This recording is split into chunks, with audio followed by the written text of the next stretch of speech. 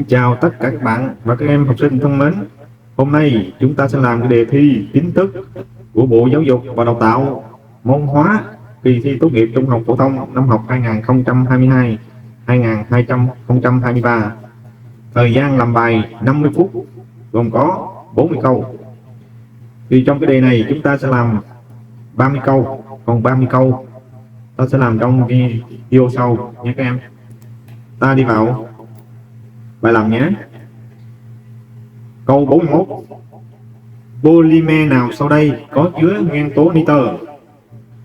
Polybutadiene 13, polyacrylonitrile, polyethylene, polyvinyl chlorua. Như vậy ta nhìn vô đây ta thấy cái nào có chữ nitơ các em? Polyacrylonitrile, nitrile tức là nitơ đó. Nó có công thức là như thế này. Nó có công thức đây. Polyacrylonitrile ở đây là có CN đây, có nitơ. Như vậy câu 41 mình chọn 41B. Câu 42. Chất nào sau đây phản ứng với dung dịch H2SO4 đặc nóng sinh ra khí SO2? Thì mình thấy đây sắt H3, sắt H3, sắt H3, sắt H2. Như vậy chỉ có sắt H2 thì mới tác dụng được với H2SO4 đặc nóng sinh ra khí SO2. Câu 42D. Dung dịch chất nào sau đây làm quỳ tím chuyển thành màu đỏ? Quỳ tím chuyển màu axit, chuyển axit làm quỳ tím chuyển thành màu đỏ, axit bazơ làm quỳ tím chuyển thành màu xanh. Như vậy đây là màu đỏ, chuyển từ tím chuyển qua đỏ, đó là H2SO4 43A. Sang câu 44.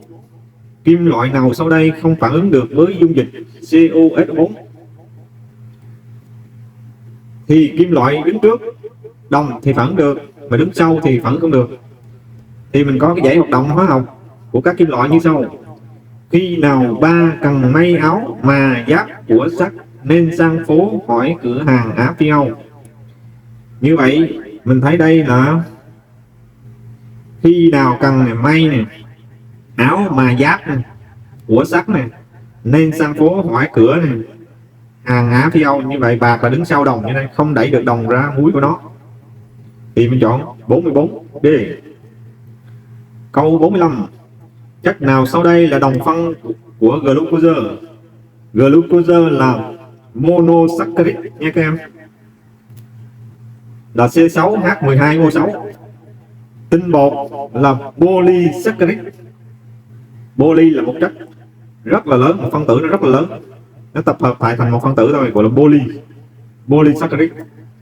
Saccharose, saccharose là mía, đường mía các em, là nó thuộc dạng là disaccharide, bởi vì nó là C12 H22 O11. Còn fructose là C6 H12O6. Cellulose là nó thuộc dạng là polysaccharide, disaccharide, monosaccharide. Như vậy đồng phân của glucose là fructose. Câu B 45B. 46. Kim loại nào sau đây có độ cứng lớn nhất? Kim loại mà có độ cứng lớn nhất là chrome nha các em, là câu 46C. Sang câu 47. Kim loại sắt tác dụng được với dung dịch H2SO4 loãng sinh ra khí hydro và muối nào sau đây? Nhớ là nó tác dụng với H2SO4 loãng thì sinh ra khí hydro, mà H2SO4 đặc nóng thì sinh ra khí SO2. Mà khi H2SO4 đặc nóng thì sắt nó sẽ sinh ra là hóa trị 3, mà đây H2SO4 loãng thì sắt nó có hóa trị 2. Như vậy mình chọn câu A 47A. 48. Kim loại nhôm tác dụng được với dung dịch chất nào sau đây sinh ra chloronhôm, nhôm chloro? Thì trong đây nhôm thì tác dụng được với HCl, nhôm thì không tác dụng được với muối này. Nhôm thì tác dụng với NaOH, nhôm không tác dụng được với NO3. Như vậy nhôm có thể tác dụng được với HCl và nhôm có thể tác dụng với được NaOH. Nhưng mà nó tác dụng với NaOH thì nó sẽ sinh ra muối là H2O NaAlO2. Còn đây nó sinh ra là muối là AlCl3. Như vậy 48 mình chọn A. Câu 49. Chất nào sau đây có khả năng làm mềm được nước cứng vĩnh cửu? Thì chất mà được làm mềm được nước cứng vĩnh cửu là Na2CO3 nha các em. Bởi vì cái CO3 này nó vô nó sẽ làm cái tủa các nguyên tố canxi, magie.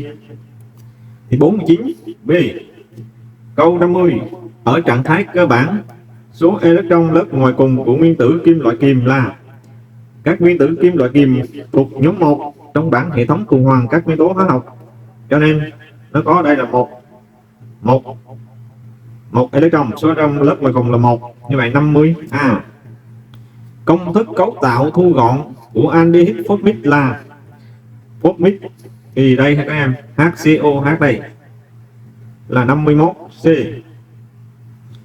Câu 52. Chất nào sau đây là chất béo? Chất béo là triolin nha các em.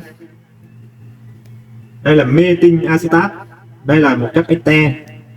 Cellulose thì đây mình biết rồi, cellulose ở trong cái vỏ cây rồi đó. Rồi glycerol thì nó là thuộc rượu đa chất, nó là rượu ba chất. Như vậy 52 Sang câu 53. Kim loại nào sau đây không phản ứng được với HCl trong dung dịch? Thì hồi nãy thầy có đọc cái giải hoạt động hóa học của các nguyên tố kim loại rồi. Thì kim loại mà đứng sau piro trong dãy hoạt động hóa học đó thì nó sẽ không phản ứng được với axit. Nói chung là axit loãng là không phản ứng được. Thì đây là có đồng. Như vậy câu 53 chọn D. Câu 54. Kim loại nào sau đây là kim loại kiềm thổ? Kiềm thổ là ở chu kỳ ở nhóm 2 nha các em. Kiềm ở nhóm 1, kiềm thổ ở nhóm 2. Như vậy đây là kim loại canxi 54C. Chất nào sau đây tác dụng được với dung dịch NaOH sinh ra khí hydro? Thì chỉ có nhôm này thôi. Nhôm là tác dụng được với NaOH, hồi nãy có nói rồi, NaOH tác dụng được với HCl mà tác dụng được NaOH luôn. Nhưng mà tác dụng với NaOH thì sinh ra khí hydro. Là câu 55 B. 56. Kim loại nào sau đây có tính khử mạnh hơn kim loại kẽm? Thì khi nào là mạnh nhất rồi, cho nên natri đây rồi 56 A. B. Số liên kết 57. Số liên kết peptide trong phân tử peptide gly, ala gly liên kết đây các em, 1 liên kết, 2 liên kết. Như vậy câu 57 chọn câu D. Câu 58. Nồng độ khí metan cao là một trong những nguyên nhân gây ra các vụ nổ trong hầm mỏ. Công thức của metan là CH4. Nay hồi lớp 9 cũng đã học rồi. 58A. Thủy phân ester nào sau đây trong dung dịch NaOH thu được natri phosphate? Natri phosphate thì đây đó là bài HCOO C2H5. Vì sao? Vì HCOO C2H5 cộng với NaOH cho ra HCOO Na cộng C2H5OH. Như vậy đây được natri phosphate ở đây. Như vậy câu 59 mình chọn câu C. 59C. Chất X có công thức là CH3NH2, tên gọi của X là CH3 mình gọi là methyl, NH2 gọi là amin, thì đây gọi là methyl amin. Đây methyl amin là câu 60C. Sang câu 61. Phát biểu nào sau đây sai? Nitơ thuộc loại tơ tổng hợp. Câu này đúng. Tơ nylon 66 thuộc loại tơ tổng hợp. Đúng. Tơ viso thuộc loại tơ thiên nhiên. Này cũng tổng hợp đúng em. Này không phải thuộc tơ thiên nhiên. Như vậy câu C sai. Tơ acetate thuộc loại tơ bán tổng hợp. Như vậy đúng. Như vậy câu sai là câu C. 61C. Câu 62. Cho 180 gram dung dịch glucose là C6H12O6 1% vào lượng dư dung dịch AgNO3 trong NH3. Như vậy mình cộng cho AgNO3 rồi cộng NH3. Đun nóng nhẹ đến phản ứng hoàn toàn thu được m gam bạc. Thì mình biết đây là nó ra 2 bạc các em, rồi nó cộng cái gì đó mình không biết, nhưng mà đây là mình ra 2 bạc là được rồi. Thì giá trị của m là bao nhiêu? Như vậy m đây này là bao nhiêu? M của bạc á. Bây giờ mình thấy M lớn này á, là C6 là lấy 16 nhân 6 cộng 12, 12 nhân 6 cộng 12 là cộng 16 nhân 6 là ra 180. 180 mà chỉ có lấy là 1%, tức là mình chỉ có 1,8 gram, 1,8 gram glucose.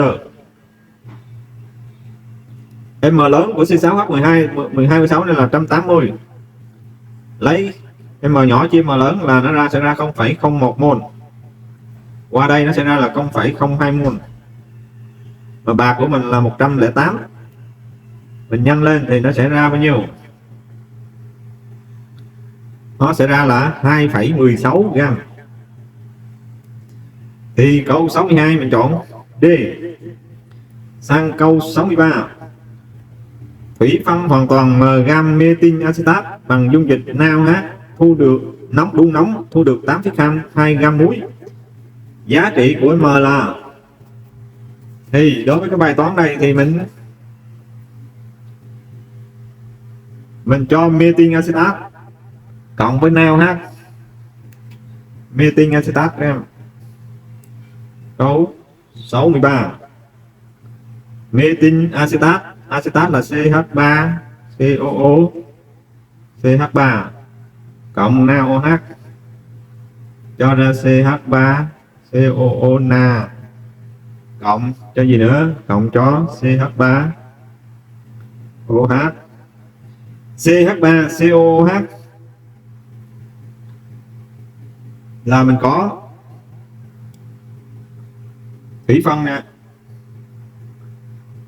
mình có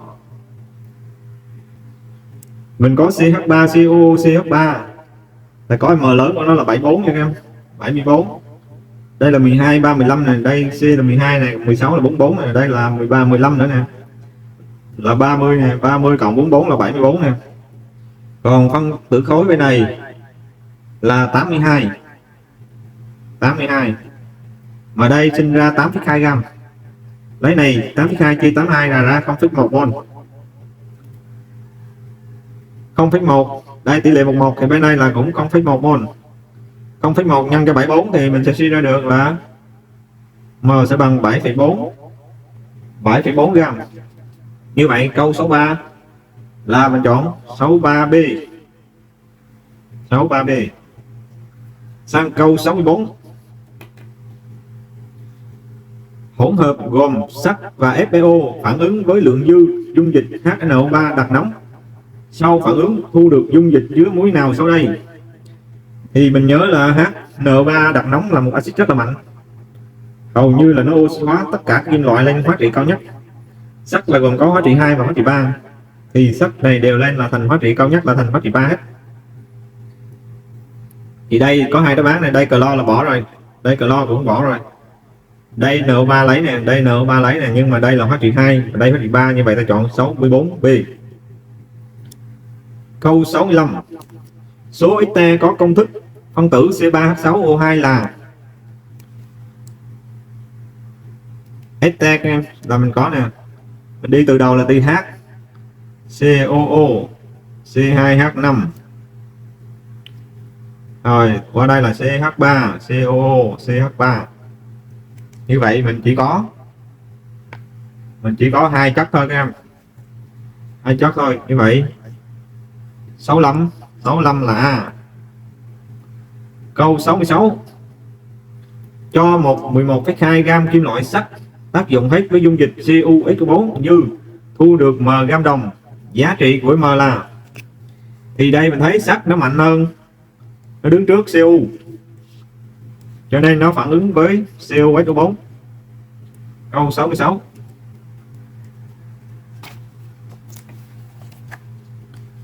Câu 66. Fe cộng với CuSO4. Đây tác dụng với muối thì tác dụng bình thường, sắt nó chỉ thể hiện là hóa trị 2 thôi các em, cộng với Cu 11,2. Mình sắt là có cái M lớn là 56, 11,2 chia 56 là ra 0,2 mol, thì qua đồng này nó cũng ra 0,2. 0,2 mà đồng là 64, 0,2 nhân cho 64 và ra 12,8. Vậy 66 66C. Câu 67. Cho 0,1 gam axit glutamic tác dụng với dung dịch NaOH dư, sau phản ứng hoàn toàn thu được m gam muối, giá trị của m là, thì công thức của axit glutamic nó sẽ là 67 NH2 C3H5 COOH 2 lần, rồi đi cộng với NaOH thì nó cho ra là NH2 C3H5 COO Na 2 lần, rồi cộng với cho đến số 2 nè, cộng với 2 nước 0,1 mol axit glutamic. Đây 0,1 thì ra đây là 0,1, mà m lớn của mình đây mình tính ra nó được là đây là 10 liter 14 nè, 4 cộng 2 16 nè, C3 là 36 cộng 5 41 nè, đây là 40 44 cộng 23 nè, 44 cộng 23 là 67 nè, 67 nhân 2 lên, như vậy ta cộng hết cái số này là ra 191.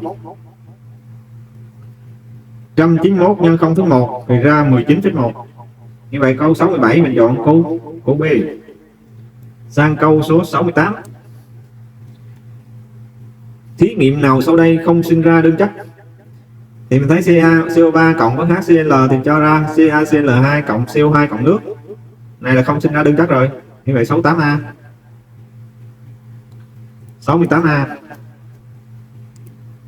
Câu B thì Cu nó sẽ đẩy bạc ra, đơn chất bạc. Kẽm vào đây thì ta đẩy đồng ra, đơn chất đồng. Magie vào đây thì sẽ đẩy hydro ra, đơn chất hydro. Qua câu số 69. Hòa tan hết 1,19 gam hỗn hợp nhôm và kẽm trong dung dịch H2SO4 loãng, sau phản ứng thu được dung dịch chỉ chứa 5,03 gam muối sun phát trung hòa và V lít khí hydro, giá trị của V là. Như vậy đối với cái bài đây là mình đừng có viết phương trình đâu nha, viết phương trình ra là nó thì mình thấy này, mình thấy hỗn hợp 1,19 gam gồm có nhôm và kẽm, sau khi tác dụng với H2O4 thì nó sẽ sinh ra là 5,03 gam Al2SO4 3 lần và ZnSO4. Thì mình đã thấy trong đây là có nhôm, kẽm và SO4. Nhôm kẽm thì 1,19 gam, mà nhôm kẽm SO4 là 5,03 gam. Như vậy mình suy ra cái M SO4 này nè là lấy 5,03 trừ đi 1,19. Chưa? 5,03 trừ đi 1,19 là nó bằng là 3,84. 5,03 trừ 1,19 là nó ra 3,84. Thì mình suy tiếp ra N của SO4 này sẽ bằng 3,84. S là 32, oxy 16 nhân 4 là 64, là ra 96. Thì mình làm ở đây nó sẽ ra được là 0,04. SO4 số mol SO4 là 0,04 thì số mol của H2SO4 thì nó cũng có dính một SO4 này thì nó cũng là 0,04 mol. Rồi thì suy ra cái mol hydro thì trong này nó cũng là 0,04 luôn, tại vì một mol này nó chứa một mol hydro. 0,4 mol thì họ hỏi thể tích khí hydro thì mình sẽ có V hydro bằng 0,04 nhân 22,4, nó sẽ bằng 0,896 lít. Mình nhìn vào đây thì 0,896 thì 69 mình chọn C. Câu 30. Câu 70. Cặp chất nào sau đây đều có khả năng thủy phân trong môi trường axit đun nóng? Thì mình thấy fructose nó là monosaccharide. Mono rồi thì nó không có thủy phân được nữa nha. Tinh bột thì được, nhưng mà người ta biểu là cặp chất là hai chất này đều phải thủy phân được. Glucose là mono, saccharose là disaccharide, đây là monosaccharide. Thì glucose không thủy phân được, chỉ có saccharose là thủy phân được. Câu D này glucose và fructose thì không thủy phân được, như vậy chỉ có câu B là saccharose và cellulose. Như vậy câu 70 là tôi chọn 70B. Như vậy các em thân mến, đề thi hóa năm học 2022-2023 phần đầu chúng ta đã làm đến đây là kết thúc nha các em. Còn lại 10 câu sau thầy sẽ làm trong video sau. Các em nhớ đón xem và các em nhớ bấm like, subscribe và chia sẻ kênh giùm thầy nhé. Thầy cảm ơn rất là nhiều. Xin chào tạm biệt các em.